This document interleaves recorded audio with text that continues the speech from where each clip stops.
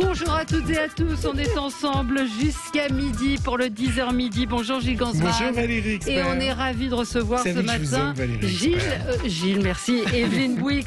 Bonjour Evelyne. Bonjour Valérie. Merci d'être avec nous, on est ravis de vous recevoir. Vous êtes rare dans les médias, donc c'est d'autant plus sympa que vous soyez venu ce matin sur Sud Radio. On va parler de votre rôle dans cette série, dans cette collection qui cartonne Meurtre A sur France 3 le samedi soir, souvent même devant TF1, devant The Voice, absolument. Vous allez bien ? Je vais super bien. Oui, bien. Le théâtre a été... Le théâtre a été... Et on joue plus, plusieurs fois de suite. Donc c'était un petit peu déprimant. Et puis je pense qu'on va jouer à la rentrée. Et que... Enfin, il faut l'espérer, oui. Bah ouais, je l'espère. En fait, je suis plutôt positive. Moi, je me dis que ça va le faire. Voilà, qu'il y aura tout le monde à la rentrée. Et ça va être un embouteillage. Mais que bon, c'est comme ça. C'est ce qu'il faut dire. On va en reparler dans un tout petit instant. Vous la regardez, la télévision, Evelyne Bouix ? Ah oui. Ouais. Oui. Vous regardez quoi ? Les fictions Je regarde les fictions. Je regarde la série Meurtre A, par exemple. Ça, je la regarde. Ouais. C'est pour ça que j'étais contente d'en faire un. Autrement, je regarde beaucoup de cinéma ou des reportages. C'est le sport que je regarde pas trop et la politique en fait. Et vous regardez Capitaine Marlowe ou pas ? Oui, bien sûr, j'en ai fait un aussi, Capitaine Marlowe. Oui, non, ce que j'aime bien, c'est regarder les trucs que j'aime et à un moment donné en faire un. Ça me plaît énormément. Mais Capitaine Marlowe, vous l'avez jamais fait ? Si, j'ai fait. Si, j'en ai fait un. Oui, avec Jean-Luc Anglade et c'était très sympa. Voilà. Et là, Meurtre A, vous êtes une flic un peu étrange, on va dire. On va dire un peu mystérieuse. Un peu mystérieuse. On va en parler dans un instant. Et par rapport à Corinne Maziero, vous qui avez souvent pris des engagements, c'est quelque chose qui vous a choqué sur les Césars ou pas ? Alors, je l'ai pas vu. J'ai pas vu les Césars, sincèrement. Non, mais en plus, non, Corinne. Et puis elle est comme ça. Je veux dire, il y a quelque chose qui est roots chez Corinne et elle assume qui elle est et tout ça. Donc, à partir du moment, peut-être que ça aurait été quelqu'un d'autre, ça m'aurait dit qu'est-ce qu'elle fait là, mais je trouve que c'est cohérent. Ce qu'elle a fait est cohérent avec ce qu'elle est. Voilà. Ouais. Mais j'ai pas vu. C'était peut-être pas le bon endroit ou le bon moment. Non. Mais alors ça, c'est une conception, à mon avis, plus qu'autre chose. C'est une conception de ce qu'ils ont fait je ne l'ai pas vu. Donc c'est difficile de porter un jugement. Mais j'ai vu des retours, des images qui me paraissaient pas ce que je préfère. Mais le cinéma. Oui, voilà. Mais j'ai pas vu. Donc c'est un peu compliqué. Alors, la question du jour, Valérie, vous avez pas pu échapper à ce retour de Michel Drucker, absolument, qui a été évidemment énormément médiatisé. Et puis, écoutez, il a fait pas mal, une audience correcte. Il a fait 1,5 million. C'est un bon retour à 12,4%. Faut dire qu'en face, il avait le match France-Kazakhstan qui a fait 37% de part de marché. Donc quand on est en face d'un match de foot de l'équipe de France qui a fait 4,5 millions un dimanche après-midi, c'est plutôt un bon score. On vous a posé la question, est-ce que vous êtes content du retour de Michel Drucker ? Bon, je pense que les gens répondent parce qu'ils répondent, mais c'est non à 79%, oui à 21%. Place aux jeunes, nous écrivent en substance nos éditeurs. Et puis d'autres nous disent, il n'y a pas plus important en France. Bah si, il y a plus important, on est une émission média, alors on parle média. Voilà pourquoi. Mais c'est un peu l'événement mais sur toute la journée et sur toute l'antenne de Sud Radio, vous avez plein de questions politiques, Twitter, avec les vraies voix, avec la matinale de Patrick Roger. Donc vous aurez plein d'autres questions qui ne seront pas des questions médias. Vous le regardez ? Vous l'avez regardé hier ? Non, mais je ne l'ai pas regardé, mais j'aime beaucoup Michel. C'est quelqu'un que j'aime énormément. Donc non, je ne l'ai pas regardé parce que je ne regarde pas tout le temps la télé. Vous regardez le foot, voilà. Non, c'est ça, le foot. Non. Et donc, effectivement, ça a été quand même l'événement, en tout cas sur France Télévisions. Il a été un petit peu partout. Le zapping. Sud Radio 10h midi Média, l'instant zapping. Alors elle aussi, on l'entend et on la voit partout. C'est vraiment l'actu média de ce week-end. L'interview d'Audrey Pulvar par Apolline de Malherbe sur BFM a interrogé sur les réunions semblant à l'UNEF. Sa réponse a fait l'effet d'une bombe. Je préfère les réunions réservées à que les réunions interdites à. C'est-à-dire que si... Non, je ne joue pas sur les mots. Je vais vous dire pourquoi je ne joue pas sur les mots. Si il se trouve que vient à cet atelier une femme blanche, un homme blanc, etc., j'aurais tendance à dire qu'il n'est pas question de le ou la jeter dehors. En revanche, on peut lui demander de se taire. On peut lui demander d'être spectatrice ou spectateur silencieux. On peut lui demander de se taire. Oui. Alors c'est une bombe à fragmentation. Ça tue tout sur son passage. On va en reparler tout à l'heure à 11h. Sur le débat, est-ce que les Blancs d'œuvres sur Terre à des réunions non racisées.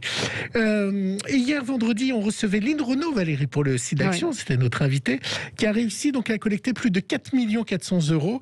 Les 35 ans du site d'Action ont aussi été l'occasion de rappeler l'hécatombe des morts au début des années 80 et comment, à l'époque, les personnes atteintes du sida étaient pestiférées. Archive. Je m'accepte tel en tant que malade, en tant que séropositif. Comme diraient beaucoup de gens, en tant que pestiféré, si ça leur plaît ou non, moi je suis pas un pestiféré, je suis un malade. J'ai pas de moyens, je n'ai pas d'argent. J'ai perdu tous les copains que j'avais parce que j'ai avoué à certaines personnes que j'avais le sida. On m'a acheté, c'était l'exclusion. Et j'avais peur. Mes parents, mes amis ont su que j'avais le sida très rapidement. Et même ma propre mère n'a pas osé me toucher ni m'embrasser pendant 3 semaines. 3 semaines à moi. Personne, ni mon ami. Mon ami me touchait du bout du doigt comme ça sur le front. Vous avez connu les débuts des années sida? J'ai plein d'amis qui sont morts, surtout du sida. J'ai plein de potes qui sont morts avec des caposies énormes sur le visage. C'était une hécatombe, j'ai perdu plein de potes, vraiment. Regardez sur Canal la série It's a Sin. Pourquoi, vous en avez un extrait? Non, c'est ce que j'allais dire. It's a Sin, c'est une série en 5 épisodes. C'est sur Canal+. Et c'est ces années, le début du sida en Grande-Bretagne, ces années 80 où on ne sait pas ce que c'est, où on a très peur, et où en même temps il y a une forme d'inconscience. C'est formidable, vraiment. Regardez cette série qui est très bien faite. C'est exactement ce que j'allais dire. Voilà. Une série percutante de Russell T. Davies, c'est une vraie pépite sur ce virus qui se propageait, le cancer gay, comme on disait à l'époque. Le coach de The Voice et chanteur Vianney était l'invité de Audrey Crespo-Mara dans 7 à 8 sur TF1. Alors, il a fait une confidence rare, je ne sais pas si vous l'avez vu, Valérie, sur le fait qu'il soit catholique et pratiquant. Il a parlé de son amour de la religion catholique. On n'est pas habitué à entendre ça. Confidence du chanteur.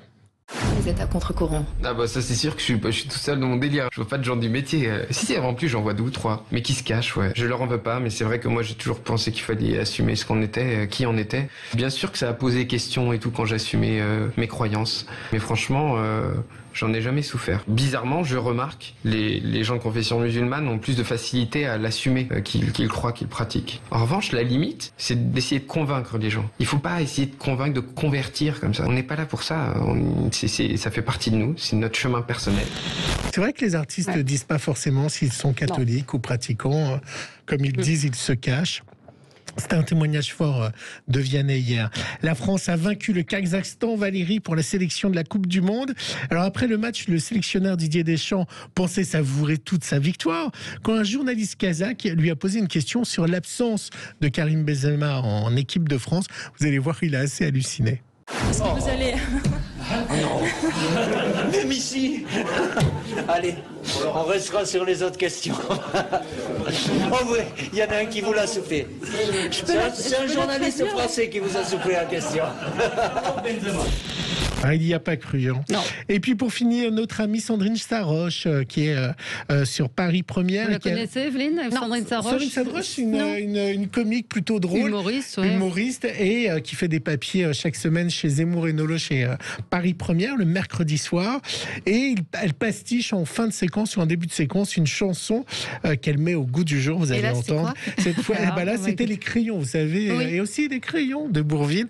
Vous allez voir, ça donne. Et aussi des attestations. Ça faisait déjà 1 an que notre vie était foutue, quand le chef du gouvernement nous a dit d'un ton ingénu: pour acheter ton journal, faut une attestation.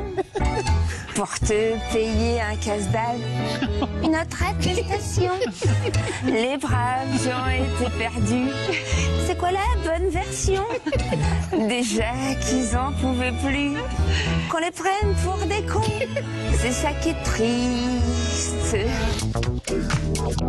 Très drôle et très talentueuse. Voilà. Sandrine Saroche. Vous chantez, Evelyne? Non, vous avez déjà chanté dans un spectacle? Dans un spectacle, oui, il y a longtemps. C'est très jouissif de chanter. Il faut savoir chanter. Ah oui, de savoir. Enfin, je suis pas chanteuse, mais je trouve que c'est un grand kiff de chanter. C'est vraiment génial, quoi. Comme de danser. Ouais. On va vous retrouver donc samedi soir dans un nouveau numéro, nouvel opus de la collection Meurtre A. Donc là, on est en Bretagne. Alors le film, c'est vraiment une ambiance. Tout de suite, dès les premières images, on est dans les vagues, la mer, la Bretagne, le vent, absolument. Mais c'était le premier jour de tournage. En fait, c'est la tempête, c'est le premier jour. Donc l'équipe se connaît à peine et on est carrément à la pointe du Raz. Et c'est-à-dire, il n'y a rien du tout à 360 degrés. Donc que l'équipe, on ne peut pas se protéger, on ne peut pas s'asseoir, et il y a des grêles qui nous arrivent sur la figure. Donc tout de suite, on est dans le bain du film, quoi. Donc ça nous a soudés immédiatement, et c'était apocalyptique. Ah oui, c'est ce qu'on ressent dès les premières images. On ne va pas trop dévoiler parce que il y a de l'intrigue. Il y a vraiment de l'intrigue. Vous jouez une commandante qui arrive fraîchement débarquée. Pas mal. C'est vrai que c'est un rôle qui vous va bien. Alors vous avez une épaisseur dans le film, parce qu'évidemment, vous ne pouvez pas être aussi lisse qu'on pourrait l'imaginer, heureusement. Voilà. Et donc, c'est un rôle, assez étonnant, dans lequel on vous attendait peut-être pas forcément. Oui. Ouais. Non, moi, c'est un rôle qui m'a... Enfin, j'en sais rien. Je sais pas, mais c'est un rôle qui m'a séduite, parce que, justement, elle était pas lisse. Et qu'en même temps, a priori, on ne sait pas. Elle est un peu mystérieuse, elle est un peu réservée. Et en même temps, je pense qu'elle elle connaît très bien son métier, mais bon, elle a du recul par rapport à certaines choses. Alors, tout ce qui est en Bretagne fonctionne. Là, on est vraiment sur les légendes de Celtes, sur à la fois de la magie noire, plein de choses que je ne peux pas raconter. Vous découvrez ça samedi. Vous croyez, vous, à ces légendes? Vous avez eu peur là-bas? Non, moi j'ai peu peur, mais je vais vous dire un truc qui m'est arrivé personnellement, c'est pour ça, moi, je crois énormément. Bon, là, l'Ancouille, c'est très particulier, c'est quand même des légendes. Je ne sais pas si je croirais à ça, mais je vais voir une maison, je vous la fais vite, je vais voir une maison à un moment donné. Je rentre dans la maison, j'étais avec j'étais avec mon mari et comment ça s'appelle, un mec qui vend les maisons. Oui, un agent immobilier. Un agent immobilier. Donc je sors et je déteste cette maison. Mais je déteste cette maison, et Pierre me dit, mais pourquoi tu sors comme ça? Et Pierre Arditi, pour ceux qui est votre mari. Et il me dit, mais qu'est-ce qui t'a pris? Et je sors de la maison et je dis à l'agent immobilier, mais je déteste cette maison. Il me dit, mais oui, tu sais pourquoi? Et il me dit, en fait, il faisait de la magie noire dans cette maison. C'est 3 sœurs qui faisaient de la magie noire.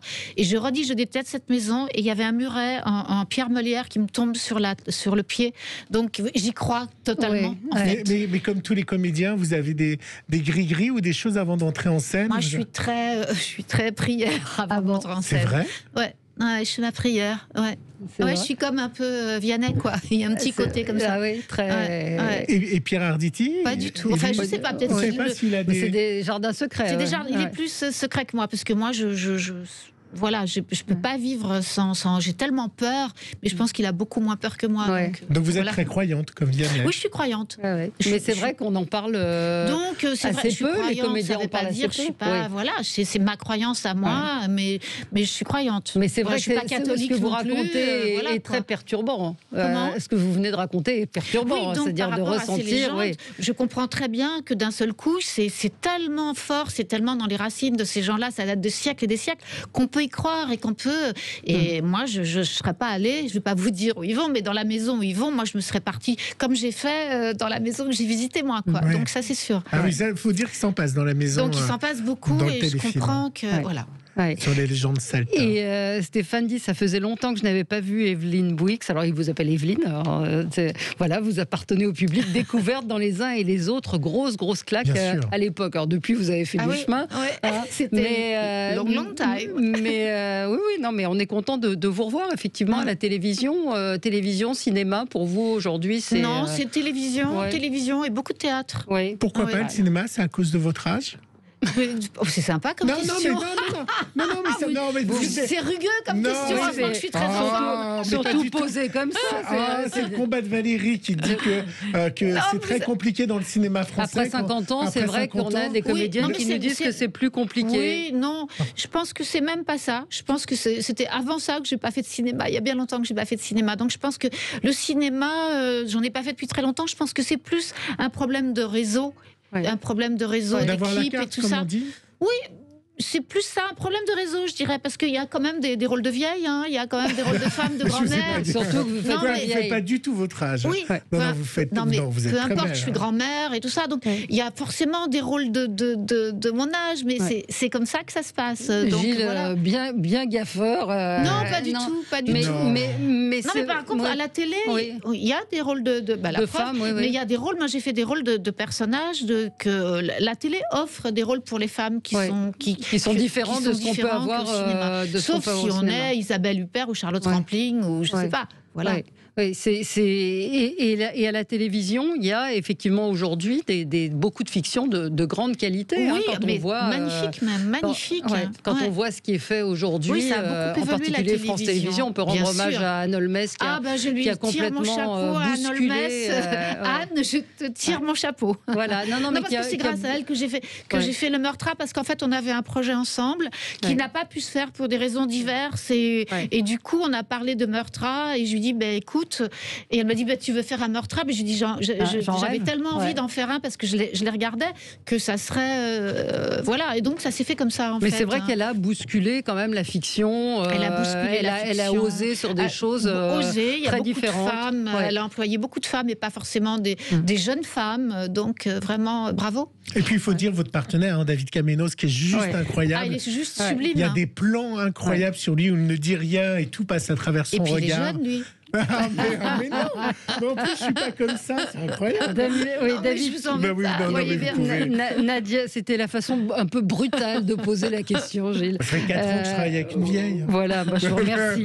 Nadia, on peut les citer, Nadia Rose, Cécile Brune, Juliette Avert, Frédéric Epau, Stéphane Grossi, on va pas Nadia Rose est très drôle, elle a un rôle décalé, elle est très drôle, très rigolote. Voilà. Et puis le producteur aussi qu'il faut citer parce qu'il était formidable aussi, François Aramburu, et le metteur en scène aussi. Voilà. Donc, et le metteur en scène. Le metteur en scène que je n'ai pas, que je n'ai pas non plus. Que je n'ai pas. Bravo Gilles. On est en pleine forme. Mais c'est important effectivement d'avoir d'avoir ce type de contact, de rapport avec toute une équipe. Quand vous dites le producteur, le réalisateur, les gens n'imaginent pas forcément. On était dans un endroit, c'était pas le super confort dans ces endroits-là quand il y a la tempête, les machins. Donc si on n'a pas envie de faire le même film ensemble, si on n'est pas vraiment, c'est un problème quoi. Ouais. Donc là, ça n'était pas du tout. Et quel rôle vous aimeriez qu'on vous propose que vous n'avez jamais fait jusqu'à maintenant ?